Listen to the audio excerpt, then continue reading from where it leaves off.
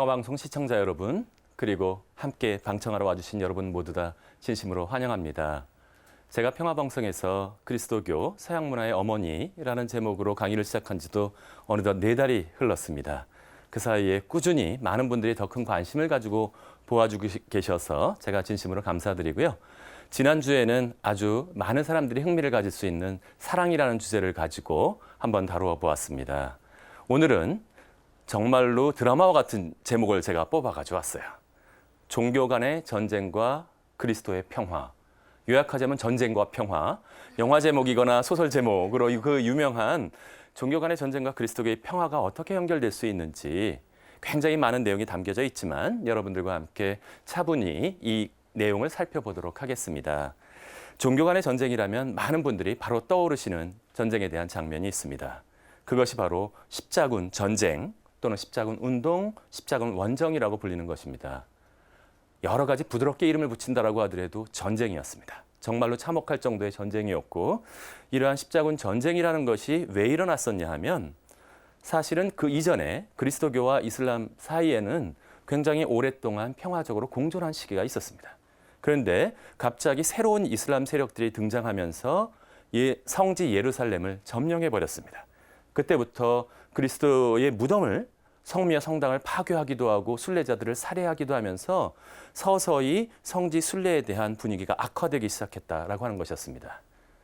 이러한 사실이 그리스도교에 알려지게 되자 그리스도교인들은 이걸 참을 수 없었고 1096년부터 무려 200년 동안 8차례에 걸쳐서 전쟁을 하게 되었던 것이죠.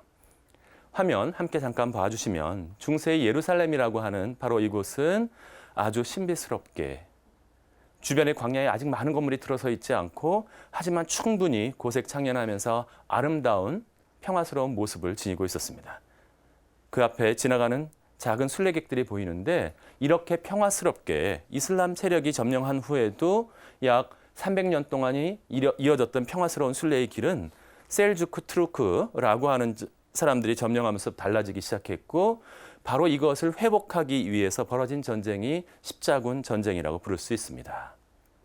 무려 8차 또는 세는 사람에 따라서 7차에 거쳐서 온갖 곳으로부터 어디를 향해서 예루살렘을 향해서 기사들과 군대들이 몰려들기 시작했고 그것을 통해서 피비린내 나는 전쟁이 200년 동안이나 이어졌다라고 말씀드릴 수 있습니다.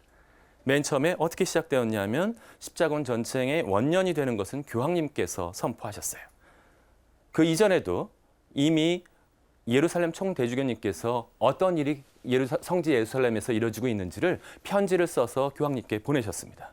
그것을 읽고 난 교황님은 너무 걱정이 되셨고 많은 우려를 하고 계셨는데 마침 그곳을 성지를 순례하고 와서 온갖 고초를 겪은 성자 피에르라고 하는 사람이 와서 그 사실들을 온갖 곳에다가 설교를 하면서 다니게 됩니다. 그리스도교 신자들은 아주 부풀어오르기 시작했고 결국 클레르몽 회의에서 우르바노 2세께서 선포하시게 됩니다. 그 모든 비극에 대한 것들을 상세하게 묘사하셨고 이제 더 이상 이것을 참을 수 없다. 우리는 성지를 이슬람의 손에 의해서 더럽혀진 것으로부터 해방해야 한다라고 외치셨습니다. 맨 마지막에 한마디를 함께 외칠 수 있는 이야기들을 외치셨는데 그게 라틴어로 데우스 로 불트. 하느님께서 바로 그것을 원하신다라고 외치게 된 것입니다. 우리 성주간 때 한번 외치는 거 해보죠. 외치는 거 해보는 것이 있는데 여기 나와 있는 하느님께서 그것을 원하신다라고 하는 외침을 우리 같이 한번 해보셔도 좋을 것 같습니다. 시청자 여러분, 방청자 여러분들 다 같이 제가 먼저 할게요. 하느님께서 그것을 원하신다. 하느님께서 그것을 원하신다. 다시 한번 하느님께서 그것을 원하신다. 진짜로 전쟁 나가자고 제가 외치는 것이 아닙니다. 이건 뭐냐면 성주간 때 십자가에 못 박으시오라고 외치는 것과 같은 마음으로 저는 이것을 이야기했습니다. 무슨 뜻이냐 하면 이것이 유일한 해결책이 아니었음에도 불구하고 그 성지 순례에 대한 부분에 대한 방해와 그 위협들이 바로 전쟁으로 이어질 수밖에 없었던 것이었습니다.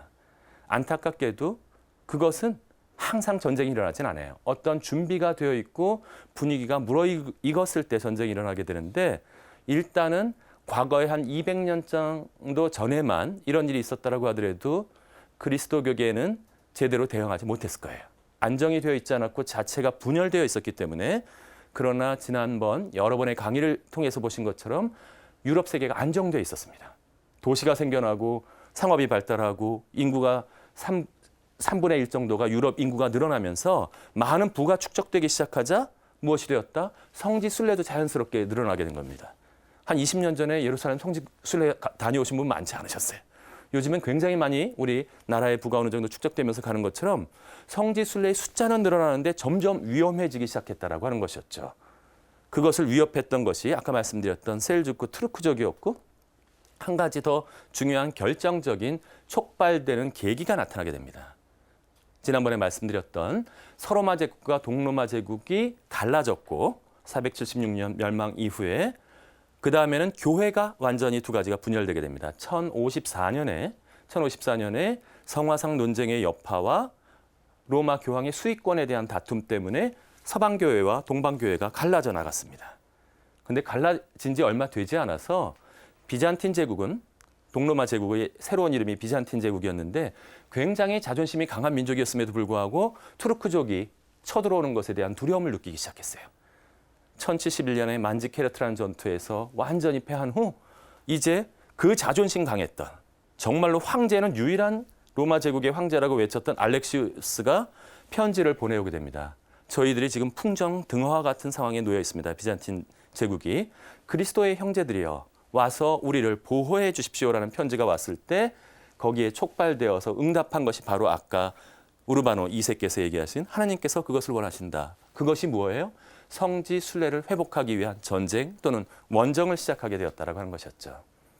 많은 사람들은 열광하면서 순수한 종교적인 마음을 가지고 들어왔어요. 거기에다가 교황께서는 또한 당근도 주셨어요. 무엇이다? 당시에는 엄격하게 고백성사책에 요러요러한 죄를 지은 사람들은 요러요러한 보속들을 해야 된다라고 하는 것인데 완전히 박앤세일을 하셨어요. 전대사 사면을 통해서 거기에 다녀오게 된다면 이 모든 것들에 대한 죄도 사면되고 있다.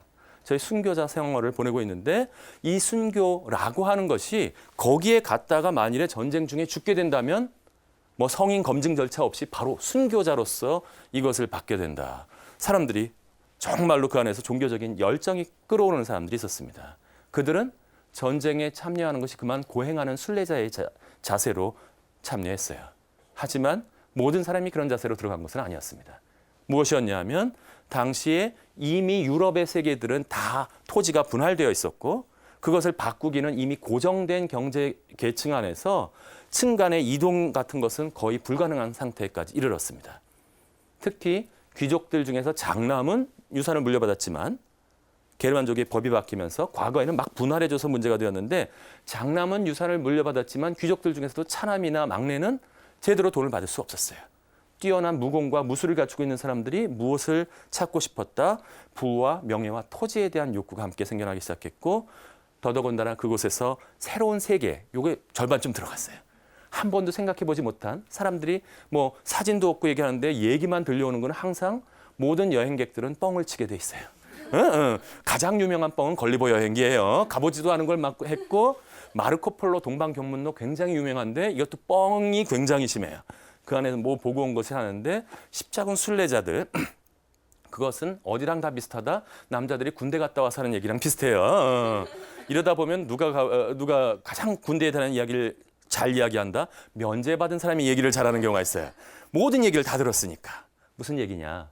이것은 실제로 순례 다녀온 사람들은 겸손하게 얘기했다면 부풀려 나가기 시작했다라는 것이었죠. 새로운 세계에 대한 동경이 자연스럽게 생겨났고 이제 본격적인 전쟁이 시작되게 됩니다. 이제 1차 십자군 전쟁이라고 하는 것에 대한 이야기로 조금 들어가 볼까 하는 것입니다. 제1차 십자군 전쟁은 아까 클레르몽 종교회의 이후에 1096년에 일어났습니다. 그런데 항상 성급한 사람들이 있습니다. 이제 그 대규모의 군대를 일으키려면 국가들 사이에 연합군이기 때문에 잘 준비를 하고 있는데 아까 갔다 왔던 은자피에르라고 하는 사람은 성지순례 다녀와서 자기가 겪은 고초를 얘기했던 사람인데 유럽 전체를 돌아다니면서 설교를 하고 다녔어요. 왜 가야 되는지 이런지에 대해서. 그런데 이 사람은 전쟁에 대한 개념 자체도 없었고 사람들한테 거의 약간 뻥을 치면서 성지에 대한 환상을 불러일으키게 됩니다. 몇 명이나 모았다? 10만 명을 모았어요. 10만 명을. 우리 지난번 교황님 오셨을 때 광화문 가득 메운 것이 우리 공식적인 인구는 17만, 다 합치면 훨씬 더 많았지만 10만 명이라고 하는 숫자는 대단한 당시에 굉장히 큰 숫자였는데 10만 명을 모아서 제대로 군비나 이것이 하나도 준비되지 않은 채 그냥 떠나버렸어요. 교황님이랑 모든 국왕들은 당황했는데 음식도 준비 안 돼 있어. 막대기, 곡괭이, 낫 이런 거 들고 막 전쟁하겠다고 나간 것이었어요. 음식이 준비가 되지 않았으니까 가는 길에 약탈하기 시작했고 비잔틴 제국에 들어가자마자 오히려 그 사람들과 충돌이 일어나면서 나중에 비잔틴 제국의 예루살렘 방향으로 틀었을 때는 10만 명 중에서 2만 명도 남지 않았습니다. 모두 다 실패하면서 벌써 이 십자군 전쟁에 대한 좋지 않은 느낌들과 같은 것이 나타나기 시작했죠. 이 소위 군중 십자군이라는 것이 실패에 도달하고 있을 때 본격적인 장군들이 이제 원정에 나타나게 됩니다. 제1차 십자군 전쟁이야말로 가장 나름대로 성공한 전쟁이었는데 국왕들은 나서지 못했어요. 왜냐하면 프랑스 국왕과 영국 국왕이 성직 서임권 문제로 파문당해 있는 상태였어요.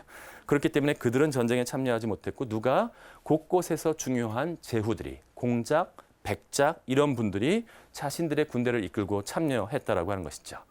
이름은 생략할게요. 들어만 보세요. 부이용의 고트프리라든지 툴루즈의 레이몬드라든지 보헤몽 아주 맹장들이라고 나름대로 한바탕씩 전쟁에 대한 경험이 풍부한 사람들이 몰려 들어오기 시작했다. 어디에서 합류되었느냐? 콘스탄티노플 근처에서 합류되기 시작했고 니케아를 거쳐서 에데사, 안티오키아를 점령한 후에 예루살렘으로까지 나아가게 됩니다. 이 모든 이야기는 자세하게 말씀드리지 않을게요.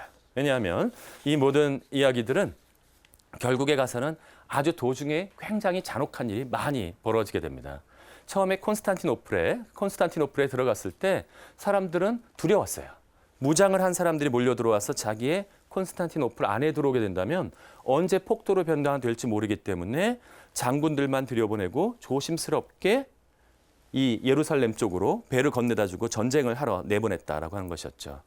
하지만 맨 처음에 십자군들이 기대했던 적어도 비잔틴 제국으로부터 식량이 올 것이라든지 이런 기대는 성공하지 못했어요. 그들은 전쟁터로만 내몰고 빨리 지나가서 저들이 어떻게든지 이슬람군들을 무찔러 주기만 바랬지 제대로 된 협조는 하지 않았다. 어쩔 수 없이 십자군들은 어떻게 했어요? 약탈하기 시작했어요. 물자들을 대기 시작하니까 약탈을 하기 시작했고 서서히 그런 어려움 속에서 우리가 공부했던 안티오키아라는 거 기억나시죠? 알렉산드리아와 안티오키아 굉장히 중요한 도시 중에 하나였는데 그곳에서 대규모 전투가 벌어지게 됩니다. 이전까지는 쉽게 무찔렀는데 안티오키아는 당시 동방의 3대 도시 중에 하나였어요. 예루살렘, 안티오키아, 그다음에 알렉산드리아. 그렇기 때문에 이것은 너무나 튼튼해서 쉽게 허물어가지 않았어요. 오랫동안 포위하고 전쟁을 하면서 완전히 지쳐있을 때 무엇인가 계기가 필요했습니다. 그때 한 사람이 나타나서 바르톨로메오라고 하는 친구가 나타나서 자기가 꿈의 환시를 봤다는 거예요. 꿈의 환시를 봤는데 무엇이냐면 저 성당 바깥에 예수님의 옆구리를 찔렀던 창이 있다는 사실을 알려줬다는 거예요. 그걸 롱기누스의 창이라고 그러는데 롱기누스의 창에 대한 그걸 봤다고 그러니까 사람들이 갑자기 웅성거리기 시작했어요. 십자군들이. 막 가서 파보는데 안 나와. 그러니까 갑자기 이 사람이 그 안으로 뛰어들어갔어요. 뛰어들어가서 막 찾는 척하더니 여기 있다 하고 창을 들고 나온 거예요. 이게 롱기누스의 창이라고 하는 것인데 사람들은 반신반의했지만 깜짝 놀라면서 확 분위기가 올라가게 됩니다. 열정적으로 거의 죽기 살기로 덤볐고 안티오키아를 점령하면서 전황이 어디로 기울어지기 시작했다? 십자군으로 기울어지기 시작합니다. 성공하기 시작했고 그 다음부터 이제 안티오키아로부터 예루살렘으로 향하는데 신기한 일이 벌어졌어요. 여러분들은 맨 처음에 십자군 전쟁 들으면 처음부터 그리스도교와 이슬람 사람들이 열심히 싸움을 한 줄 알았는데 그렇지가 않았어요. 이슬람들이 모여서 싸움을 하기에는 걔네는 너무 사분오열돼 있었어요. 계승권에 대해서 양쪽의 성주들이 서로 사춘간인데도 그런 경우가 있어요. 사촌이 땅을 사면 배가 아프다는 식으로 오히려 친척 관계인데 싸우면 더 무섭게 싸워요. 태종 이방원이 자기 형제들 다 죽이는 걸 한번 떠올려 보면 아셔요. 그랬으니까 어떻게 됐냐면 십자군 전쟁이 쭉 내려가고 있는데 이 사람들이 합해서 싸우는 것이 아니라 갑자기 음식과 식량이 부족해서 문제였는데 금은 보화를 들고 와서 청탁이 들어오는 거예요. 우리는 좋은 이슬람이고 쟤네가 나쁜 이슬람이에요. 쟤네를 쳐주세요. 십자군 전쟁은 내려가면서 거의 용병처럼 아주 손쉽게 조달해 나가면서 어디까지 접근하게 되었다? 예루살렘까지 다가가게 됩니다. 중세의 예루살렘, 나름대로 부가 축적되었던 이곳은 이슬람한테도 성지였어요.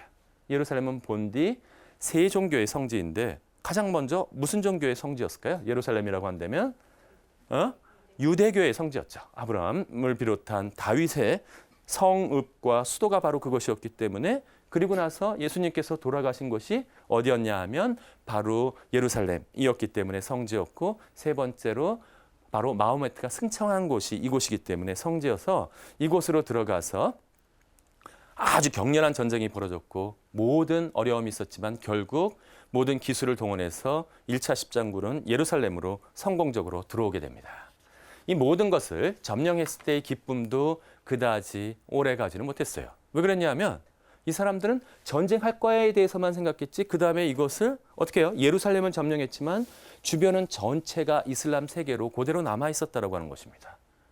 지키려면 누군가가 남아있어서 이것을 지켜야 되었는데 십자군들은 대부분 집에다 가족과 자신의 땅을 놔두고 온 분들이었어요.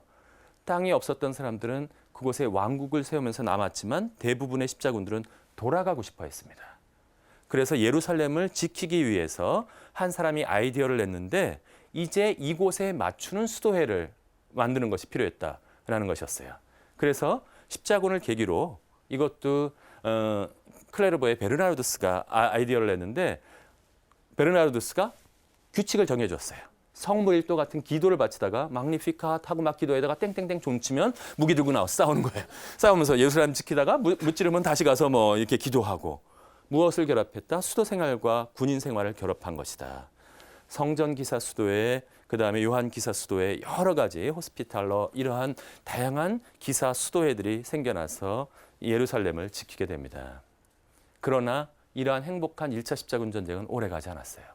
처음에는 서로 막 식량을 대주고 그것은 무슨 뜻이었냐 하면 빨리 쟤네를 부시고 나서 돌아가라는 뜻이었는데 십자군은 돌아가지 않았어요. 예루살렘부터 에데사, 트리폴리 곳곳에 4개의 왕국을 세워서 그곳에 눌러앉게 됩니다. 이것을 참을 수는 없었어요, 이슬람들은. 그래서 이것이 그리스도교와 이슬람 사이의 전쟁이라는 사실이 서서히 나타나고 더더군다나 나빴던 것은 그리스도교의 십자군들이 너무 잔혹하게 학살을 했어요.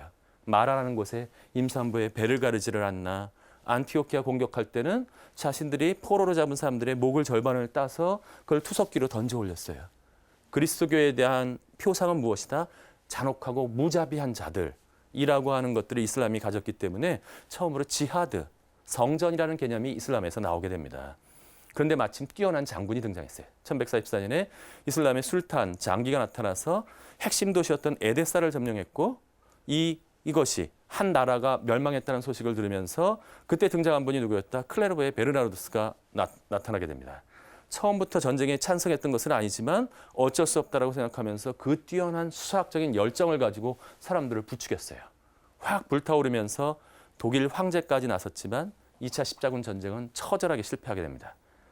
독일 황제 프리드리히 바르바로사가 가다가 그만 익사하고 말았고 그 이후에 지리멸렬한 십자군은 강력하게 준비된 이슬람군에게 처저히 무너져 내리게 되죠.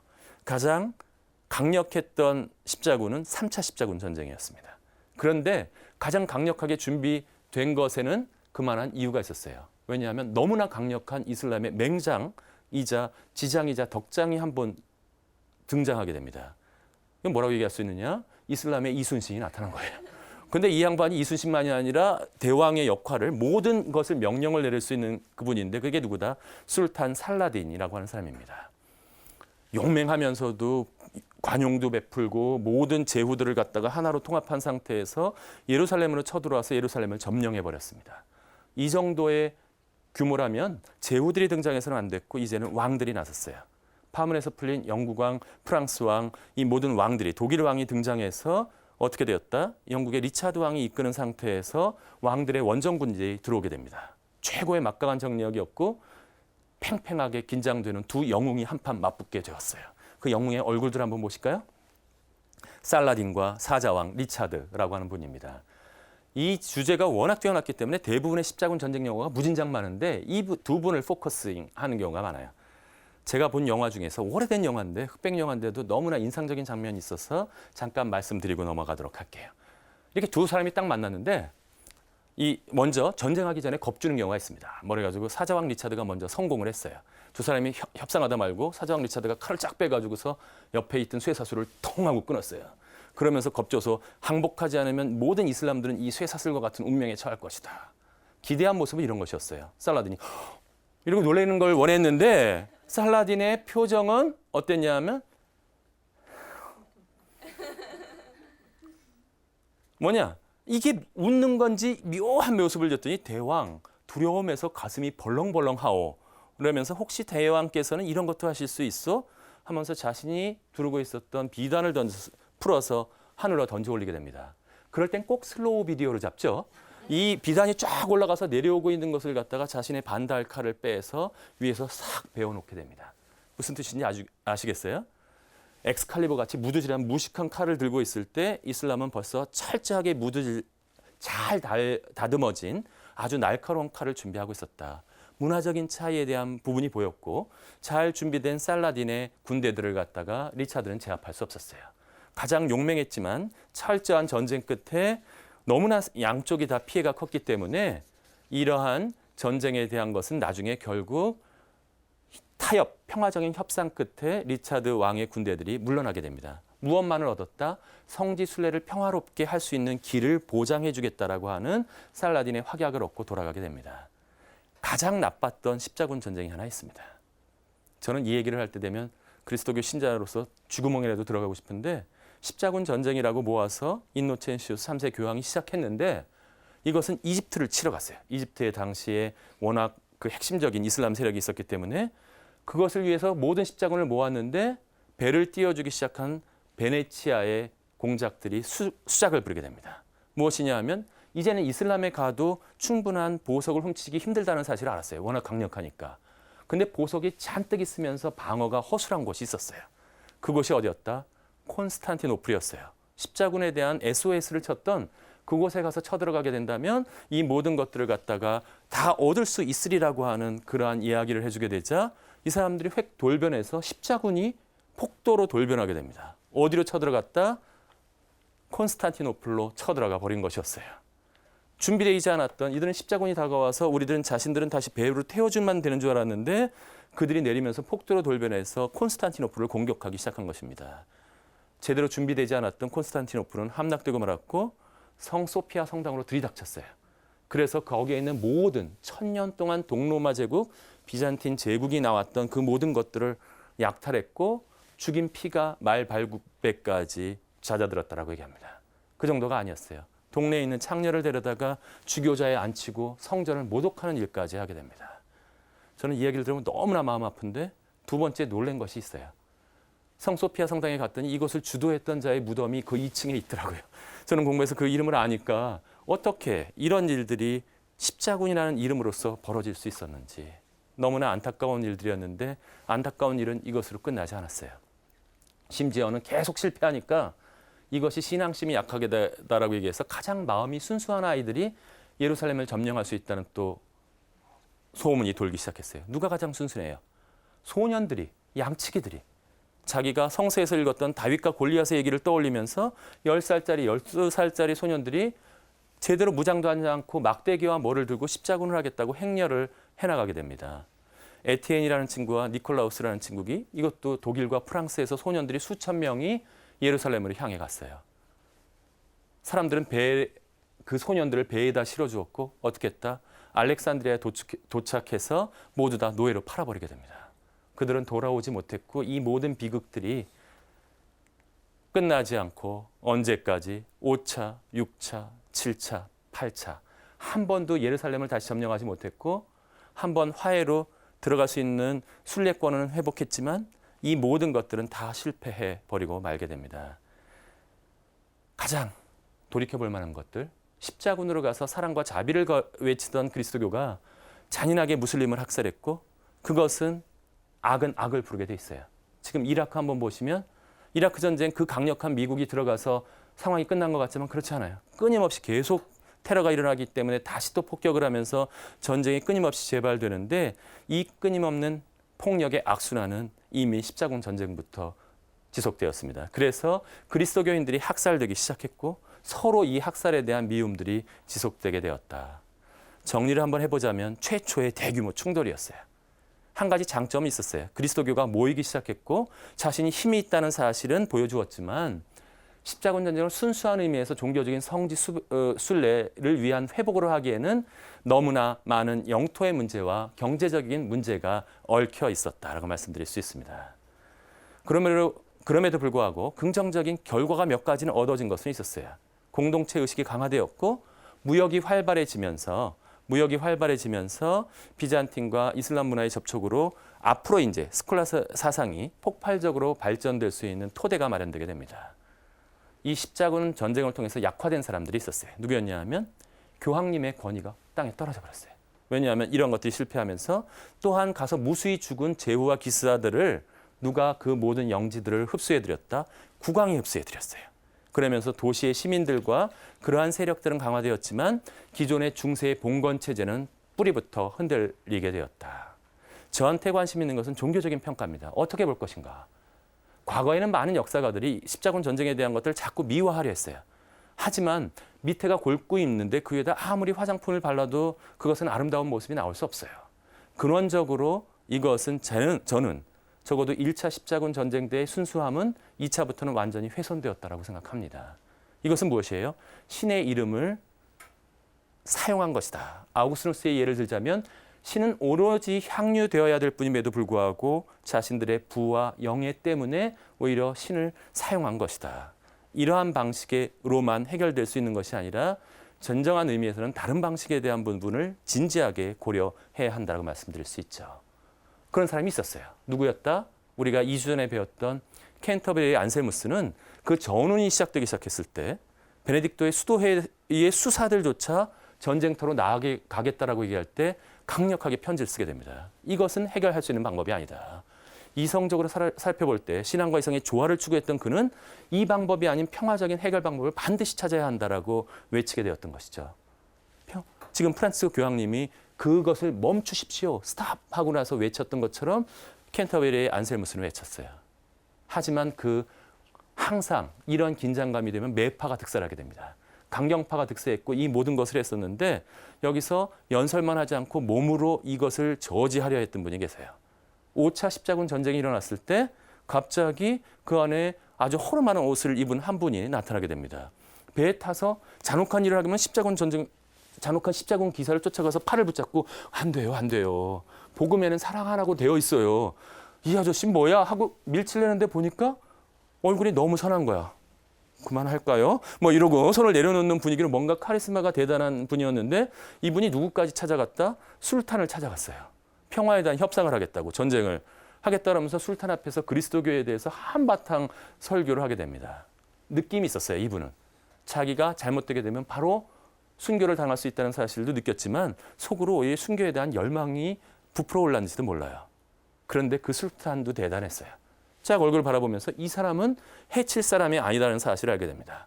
그래서 씩 웃으면서 말씀 잘 들었습니다. 제가 그럼 편지를 한 장 써드리도록 하지요. 아랍어로 쭉 갈겨 썼어요. 이분은 그게 무슨 내용인지 몰랐죠. 뜻 받고 나오는데 그 다음부터 지나가는데 이슬람이 자꾸 인사를 하는 거예요. 꾸벅꾸벅 인사하면서 쭉 한국까지 걸어 나오는데 그 누구도 방해하지 않았고 배 태워서 돌려보내버렸어요. 그분이 누구이시다? 프란치스코 성인이에요. 추측하신 분들이 계실지 모르겠지만 그 전쟁의 한 복판 안에 들어와서 프란치스코 성인이 이곳에 와서 십자군 전쟁을 막아보려 했다. 하지만 성공하지는 못했습니다. 제가 남아있는 이 시간 동안은 이 예루살렘 성묘교회에 가시면 지금도 프란치스코의 수사님들이 이곳을 지키고 계세요. 다른 이슬람 사람들이 다른 모든 수도회들에 대해서는 성전기사 수도회 같은 인상이 있어서 좋아하지 않았지만 단 한 수도회만큼은 이들은 진짜 평화를 원한다는 사실을 알고 있었기 때문에 예루살렘 성묘교회에 대한 관할권을 프란치스코 수도에게 맡겼고 이것은 끊이지 않고 지금까지도 계속 이 안에서 사시면서 이곳을 지키고 계십니다. 요즘에 굉장히 다른 일로 정치적인 문제로 많이 문제가 되지만 적어도 현재는 예루살렘 안에서는 종교적인 분쟁 없이 나름대로 그 안에서 평화스러운 종교적인 예배 행위는 이루어지고 있다. 그러면 궁금해요. 프란치스코이라는 분이 도대체 어떤 분이길래 그러한 곳에 가서 용감하게 이야기가 나오게 되었을까? 이 프란치스코 회라고 프란치스코 성인을 뜻을 따르는 사람들이 모인 회를 무슨 수도회라고 다 모아서 부르냐 하면 한번 같이 해보실까요? 탁발 수도회, 탁발 수도회라고 부릅니다. 다시 무슨 수도회? 탁발 수도회. 굉장히 있어 보이죠? 거지 수도회예요. 거지 수도회.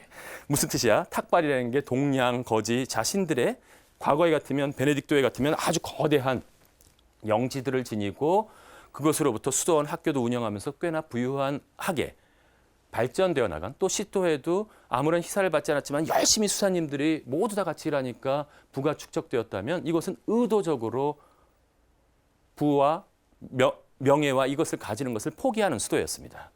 재산을 소유하지 않고 무엇에만 의지한다? 동량과 희사에 의지하는 것이었어요. 가장 유명한 여러 탁발 수도회가 있지만 프란치스코회와 도미니코회 같은 경우는 대표적인 탁발 수도회라고 얘기할 수 있습니다. 왜 이것이 생겨났는지를 볼 필요가 있는데 당시에 너무 부유해지기 시작하면서 전체적으로 프란치스코 교황님이 우리 한국 교회도 걱정하셨어요. 무엇이에요? 우리 6.25 전쟁 때 그런 걱정 안 하셨을 거예요. 어떻게 잘 사는지만 걱정했는데 어느덧 우리는 잘 극복하면서 부가 축적되기 시작했어요. 사회 안에. 자연스럽게 무엇이 되었어요? 교회도 부가 점점 더 부유한 모습들, 우리 성당들 아름다운 모습으로 잘 지어질 정도까지 되었다는 거예요. 그런 상태에서 무슨 문제가 생겨났다? 12세기 때는 사제들이 너무 사치해지기 시작했어요. 그러면서 사람들이 바라볼 때 가난에 대한 설교를 많이 하는데 이웃사랑에 대한 설교를 하는데 사제들이 너무 부유하게 살기 시작하니까 마치 귀족처럼 그렇게 살기 시작하니까 복음화 운동이 일어나면서 평신도 복음화 운동들이 그들을 비판하기 시작했습니다. 그거는 안 된다. 첫 번파가 발두스파가 있었고 그 다음에는 이 발두스파는 발두스라는 사람이 성서를 읽다가 피를 받아서 이렇게 다 자신의 재산을 나누어 줘 버렸어요. 나누어 줘 버리면서 굉장히 지적으로도 뛰어났기 때문에 평신도인데 설교를 하고 다니면서 복음이 무슨 의미인지를 이야기하게 됩니다. 당시만 해도 주교님께 설교에 대한 고유고난이 있었고 주교님이 사제에게 나눠주는 경우만 설교를 할 수 있었는데 아무런 품도 받지 않은 평신도가 설교를 하게 되자 충돌이 일어났어요. 하지만 끝까지 발두스는 포기하지 않았고 이것을 설교하기 시작하자 단죄가 되었고 더 과격한 쪽으로 나가게 됩니다. 성직자들의 부를 비판했고 그러한 부를 비판하는 운동은 어디로 옮겨갔다? 카타리파로 옮겨갔어요. 발두스파는 적어도 교리상으로는 전혀 문제가 없는 교회였는데 카타리파는 위험했어요. 기억나시나요? 우리들 옛날에 배웠던 이원론적인 것을 주장했던 것이 있었어요. 영지주의로부터 종합판이 하나 있었는데 아우구스티누스가 빠졌던 무슨 파라 그랬죠? 무슨 교라 그랬죠? 만이교적인 색채를 카타리파가 그대로 부활시키게 됩니다. 그러면서부터 굉장히 문제가 생겨나기 시작했고 이것을 극복하기 위해서 먼저 생겨난 회가 무슨 회다?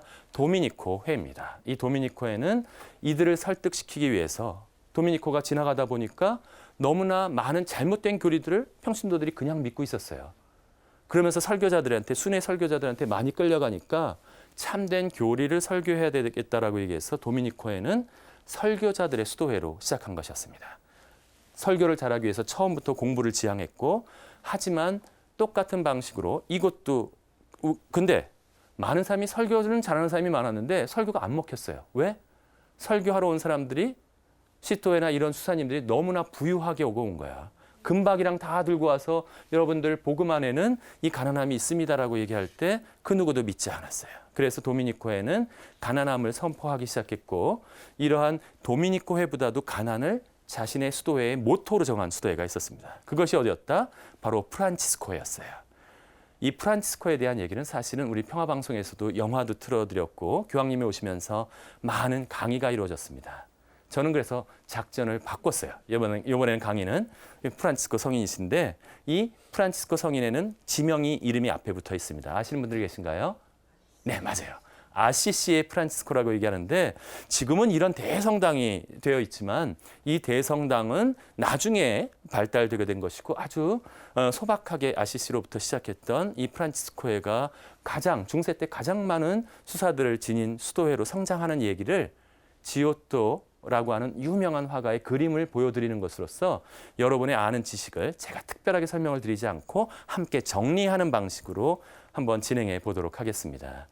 프란치스코 성인은 아주 부유한 사람의 아들로 태어났고 아마 강남 클럽에서 좀 놀았던 모양이에요. 아주 잘 놀아가지고서 밤에 제후였어요. 그냥 이 사람은 귀족도 아니었음에도 불구하고 워낙 부유한 집이었고 잘 놀고 잘생기고 너무나 열정적으로 노니까 막 그랬는데 갑자기 어느 날 휘를 받은 거예요. 그래서 너무 기뻐하면서 완전히 워낙 인기가 좋으니까 특정한 어떤 여인한테도 빠지지 않았는데 갑자기 뭔가 한 여인한테 자기가 사랑에 빠졌다고 고백을 하는 거예요.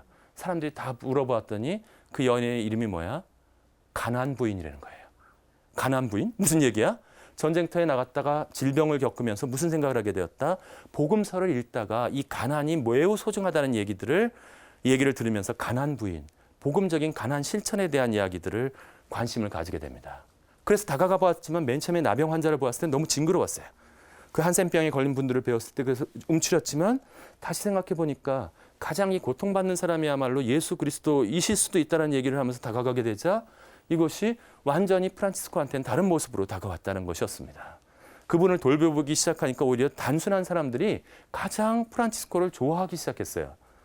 그러던 어느 날 성 다미아노 성당에서 기도를 하고 있었는데 십자가, 이것이 유명한 이콘 모양으로 되어 있는 프란치스코의 십자가인데 그 십자가 안에서 빛과 함께 음성이 들려오는 것 같아요. 어디선가 뭔가 얘기했는데 아무도 없어요. 그 성당에는 폐허가 된 성당에 혼자 있는데 프란치스코야, 내 집이 무너져 폐허가 되어가고 있는 것이 보이지 않느냐. 진짜 보니까 성당이 다 폐허가 되어 있어요.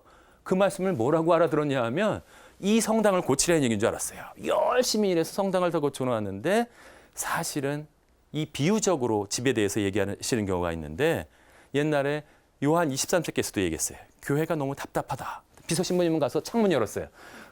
그 창문 말고 라고 얘기하신 적이 있는데 예수님도 프란치스코 성인에게 그렇게 말씀해 주셨죠. 이제 프란치스코는 가난을 실천해야 되겠다는 얘기를 하고 집에 워낙 돈 많으니까 좀 들고 갔다가 성당 고쳤어요. 그랬는데 그걸 알고 아버지가 대노하게 됩니다. 그래도 말을 듣지 않게 되자 이미 가난 부인, 복음적인 가난을 실천하는데 푹 빠진 프란치스코는 아버지 말씀도 듣지 않았어요. 최초로 집안 소송이 벌어지게 됩니다. 아버지가 고발했고 주교님 앞에 가서 고발했는데 그래도 굽히지 않자 모든 재산들을 얘가 준 것을 모두 다 뺏겠다라고 얘기합니다. 프란치스코가 어떻게 했어요? 그 유명한 얘기 있죠? 막 다 아버님 다 가지세요. 그 뭐 가방이랑 뭐 이게 모든 거 부속품 다 빼드리고 나서 보니까 딱 보더니 이 옷도 아버님께서 주셨죠. 라고 해서 옷까지 다 홀딱 그래서 당황해서 지금 가리고 있어요. 가장 유명한 스트리킹한 두 명, 아르키메데스, 유렉하면서 뛰어나갔고 두 번째 유명한 분이 바로 이분이세요. 프란치스코.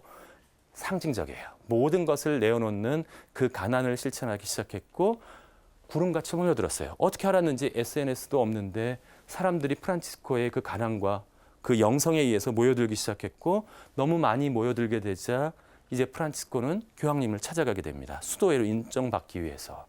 교황님이 처음 만났을 땐 기가 막혔어요. 발두스파랑 카타리파가 성직자들을 비난하면서 가난을 실천하고 있었는데 또 하나 나타난 거예요. 엄청난 숫자를 끌고 프란치스코 당연히 내쳤죠. 안 된다고. 그날 밤부터 교황님이 악몽에 시달리는 거예요. 악몽에 시달리면서 어떻게 되었느냐? 교회가 막 무너져 내리는 거예요. 근데 그때 갑자기 누군가가 딱 나타나서 자신의 어깨로 무너져 내는 교회를 딱 받친 것이었습니다. 깜짝 놀라서 얼굴을 보는데 자신이 내쳤던 그 거지 수도사가 그 안에 그걸 세우고 있는 것이었어요. 깜짝 놀랐고 그래서 가져온 수도의 회칙이라고 써놓은 구절들을 보았어요. 제대로 된 베네딕토스의 규칙 같은 멋있는 규칙이 아니라 성서에 대한 핵심적인 내용만이 정리되어 있었어요. 핵심 내용이 뭐다? 내가 완전한 사람이 되려거든 가서 너의 재산을 팔아서 가난한 이들에게 주어라. 길을 떠날 때에는 아무것도 가져가지 마라. 누구든지 내 뒤를 따라오려면 자신을 버리고 제 십자가를 지고 나를 따라야 한다. 와 같은 가난과 청빈과 이러한 정말로 정결과 이 모든 것에 대한 명령들이 그 안에 가득 들어있는 성서 구절들이 들어있는 것이었습니다. 다시 프란치스코가 교황님께 찾아갔을 때 인준해 주었어요. 놀라운 일이에요. 비슷한 방식에 대한 요청은 다 이미 거부되었었는데 프란치스코는 가난에 대한 이야기를 가지고 인준을 받게 됩니다. 그 이후부터 이어지는 신비 체험들에 대한 많은 이야기들이 있고요. 이런 이야기들은 제가 이 제한된 시간 안에 말씀드릴 수 없습니다. 제가 하나 추천해드리고 싶은 것은 헤르만 헤세, 데미안스 그 양반도 프란치스코 생애에 대한 소설을 썼어요. 그런 것을 한번 읽어보시면 아주 여러 가지 평화방송에서 나오는 다양한 강의를 통해서 그러한 신비 체험에 대한 의미는 누구한테 들으세요? 프란치스코 수사신부님들한테 강의 잘 들으세요. 저는 요거는 제가 못해요. 왜? 가난을 그분들처럼 실천하지 못하기 때문에 실천하는 분들의 힘 있는 이야기를 통해서 잘 배우시기 바랍니다. 하지만 이 정도는 문화사적으로 들어보실 만해요. 여러분들 좋아하는 성탄구유 있죠? 이렇게 다 꾸미는 거. 맨 처음에 만든 분이 누구시다? 바로 프란치스코 성인이었어요. 무슨 뜻이겠어요? 언제 예수님이 가장 가난했어요? 아무런 자신의 몸을 누일 것도 없었던 그 마구간에서 태어났던 그 가난한 예수님을 따르겠다라고 하는 자신의 결심을 아무리 단순한 사람들도 아무런 교육을 받지 못한 사람들도 무엇만 보면 알아요? 성탄구유만 보면 알 수 있도록 가르쳐 주셨다. 더 유명한 이야기가 있죠? 새들에게 설교하는 것. 저도 지난 방학 동안에 가서 춘천이라는 곳에서 조용하게 해보니까 제가 프란치스코가 된 줄 알았어요. 고양이들, 새들이 저를 무서워하지 않고 막 이렇게 놀더라고요. 물론 다가가면 다 도망갔지만 제가 꿈에서 깨어났는데 나는 프란치스코가 아니구나. 그런 것이 있어요. 심지어는 미물이라고 불리는 동물들조차 자신을 해치지 않겠다는 기운을 느끼는 경우가 있습니다. 얼마나 평화스러웠던 분인자 새들조차도 와서 그 새들한테 마치 대화를 하는 것과 같은 느낌을 받은 적이 있었다. 이 평화로운 이분은 새들한테만 설교한 것은 아니었어요. 곳곳에 가서 심지어는 교황님 앞에서도 설교를 하고 계셨고 이러한 설교들이 쭉 이어지면서 더 많은 사람들이 도미니코에는 차근차근히 아주 천천히 공부하는 그 숫자가 늘어났다면 프란치스코는 10년도 되지 않아서 수천 명이 모여들었어요. 이게 영성의 힘인데 마치 프란치스코 교황님 왔을 때 우리 신자 아닌 분들도 막 몰려드는 것처럼 이 영성을 살겠다라고 사람들이 모여들게 됩니다.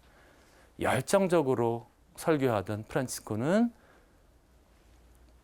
신비 형상을 보는데 갑자기 몸에 엄청난 통증을 느꼈어요. 저 그림이 무엇인지 보이세요? 케루빔이라고 하는 것인데 6날개를 가지고 있어요. 케루빔이 2날개는 날고 있고 얼굴을 가리고 발을 가린 모습으로 나타나는 것이 있는데 이 천사의 것으로부터 무슨 빛이 나오는 것 같았어요. 예수님의 오상 5군데의 상처에 대한 부분을 얼마나 예수님을 따르고 싶었으면 그 고통까지도 모두 다 받게 되었고 그런데도 강의를 그 설교를 멈추지 않으셨습니다. 이 모든 것을 다 하면서 프란치스코가 돌아가시고 승천했을 때는 작게 한 알의 밀알이 떨어져서 썩었는데 프란치스코의 또한 콘벤투아회라든지 굉장히 다양한 프란치스코의 영성을 따르는 수도회들을 우리들에게 남겨주시게 됩니다. 이 이야기도 워낙 유명한 노래이기 때문에 따로 읽어드리지는 않겠어요. 바로 이 프란치스코의 영성을 이 마지막 죽음이 다가오실 때 쓰신 이 노래입니다. 서서히 이 오상을 입고 난 다음부터 가장 고질병은 뭐냐면 안질이셨어요. 프란치스코 성인은. 그래가지고 근데 이 안질이 점점 이 시력과 이 눈에 대한 통증, 저희 같이 공부하는 사람들은 이제 서서히 과도하게 눈을 썼기 때문에 눈에 대한 문제들이 다 생겨나기 시작하는데 이 눈이 올 때 정말로 피곤하고 짜증나고 힘든데 이 프란치스코 성인은 그 고통을 다 견뎌내셨어요. 치료법이 따로 없었어요. 뭐야? 정말 고통이 심해지면 인두로 여기를 지지는 거예요. 그 모든 정말로 고문받는 수준의 그 치료가 성공하지 못했고 서서히 시력을 잃어갔어요. 그 상태에서 부른 노래가 오 감미로워라 라고 노래의 가사말도 된 프란치스코의 태양의 노래입니다. 읽어드리지 않아서 아시겠죠? 형님인 태양 또는 언니인 태양, 누님인 달이라고 부르면서 하나하나의 천체부터 찬양하면서 그것이 얼마나 아름다운지를 찬양하기 시작했고 이 찬양에 대한 것은 천체에 대한 찬양이 끝난 다음에는 무엇으로 이루어지냐 하면 지금 이 지구에 있는 것들, 공기와 구름과 물과 불을 하나하나 찬양하는 아름다운 기도를 바쳐드리게 됩니다. 그런 상황 속에서 그 찬양의 기도가 끝났을 때 다른 기회에 프란치스코는 그 평화의 기도는 엄격한 의미에서 프란치스코가 썼는지 프란치스코의 영성에는 맞지만 그것은 원저자가 아니라는 것이 학계의 통설인데 그런 영감을 주는 말은 태양의 노래에도 들어있어요. 용서, 화해. 어떤 의미에서 그 분노를 가지고 어떤 것들을 하려 할 때 잘못 살고 있는 사람들을 갖다가 지탄하는 것으로만 끝내려 할 때 프란치스코는 무엇을 얘기한다? 용서해 주는 것이 얼마나 소중한지를 가르쳐주게 됩니다. 모든 인간들이 가장 화해하기 힘든 것은 바로 죽음이에요. 죽음이 다가오는데 태양의 노래의 마지막에서는 무엇이다? 육체의 우리 죽음 그 누나의 찬미 받으소서. 죽음과도 화해합니다. 저는 이 정도 되면 소름 끼쳐요. 프란치스코의 태양의 노래를 갖다가 부르거나 이럴 때 얼마나 그 영성에 대한 깊이가 있다라고 얘기할 때 죽음까지도 다 화해하면서 죽음 앞에서 자신을 온전히 하나님께 드리는 프란치스코의 기도, 영성. 이것이야말로 전쟁으로 시작했다. 십자군 전쟁을 통해서 분노와 이것만은 해결책이라고 얘기할 때 그리스도교의 참된 해법은 어디에 있다? 그리스도의 평화 안에 있다라고 하는 사실들을 잘 보여주는 프란치스코야말로 우리들이 한번 서양 문화를 되돌이켜 보면서 생각해 볼 부분이라고 말씀드리고 싶습니다. 마음 아파하시는 분들 계실 거예요. 십자군 전쟁이 그런 방식으로 이루어졌는지 그렇게 잔혹한 일들을 벌였는지 모르는 시청자분들도 많으실 것입니다. 제가 그거 알면서도 말씀드렸습니다. 왜 이 말씀을 드리느냐? 우리 교회 역사 안에서 2000년 동안 항상 밟지 않았습니다. 그래서 어떤 분들은 뭐라 그래요? 거룩하면서도 창녀와 같은 교회다. 이게 다 교부하게 나오는 내용들이에요. 그분이 쓰신 단어가 아니라 우리들은 너무나 나약한 인간이기 때문에 복음을 실천하려 하면서도 너무나 쉽게 그 올바른 길에서 벗어나게 됩니다. 이 어두운 교회의 역사조차도 정확하게 알고 계셔야 됩니다. 왜? 그럴 때에만 이러한 잘못을 반복하는 일이 없다라고 하는 것입니다. 단순히 덮어버린다라고 얘기할 때 요즘에도 여러 가지 있는데 무엇인가 잘못된 일이 있는데 계속해서 그것을 덮기 위해서 새로운 거짓말들을 보탠다라고 얘기할 때 그러면 그 문제는 해결될 수 없습니다. 드러낼 때에만 이 모든 그 안에 섞여 있는 모든 것들이 해결될 수 있기 때문에 제가 말씀드리는 이 그리스도교의 문화사 안에서도 이러한 어두운 역사들은 정확하게 알았으면 좋겠다. 한마디로 정의한다면 신은 향유되어야 되지 결코 사용되어서는 안 된다. 라는 말씀 기억해 주시기 바랍니다. 너무 다행이었던 것은 그러면 거의 끝날 것 같아요. 복음도 실천하지 않고 모두 다 너무 부유해지고 부만 추구하고 교회조차도 그럴 때마다 신기하게 주변부로부터 새로운 힘이 샘이 솟아나옵니다. 그 샘물이 기억나세요? 그 그림. 무너지던 교회를 어깨로 받쳤던 프란치스코. 바로 그분이 찾아준 복음의 기쁨과 평화가 우리가 다시 800년이 지난 다음에도 그리스도교를 고백할 수 있는 힘을 우리에게 주셨다. 그것을 우리들한테 더 생생하게 전해주신 분이 최초로 교황님 중에 프란치스코라는 이름을 쓰신 프란치스코 교황님이다. 이제는 말씀드릴 수 있겠죠. 더 이상 이야기만 듣는 것이 문제가 아닙니다. 조금씩 우리가 실천할 수 있는 범위 내에서 우리 평신도들도 그리고 혹시 성직자들 들으신다면 함께 우리들 이러한 정신에 맞추어서 가난으로 다가가는 가톨릭 교회의 모습으로 또는 우리 개신교도 마찬가지죠. 그리스도교의 모습으로 새롭게 태어나기를 바라면서 어두운 교회의 역사 함께 들어주신 여러분들께 진심으로 감사드립니다. 감사합니다.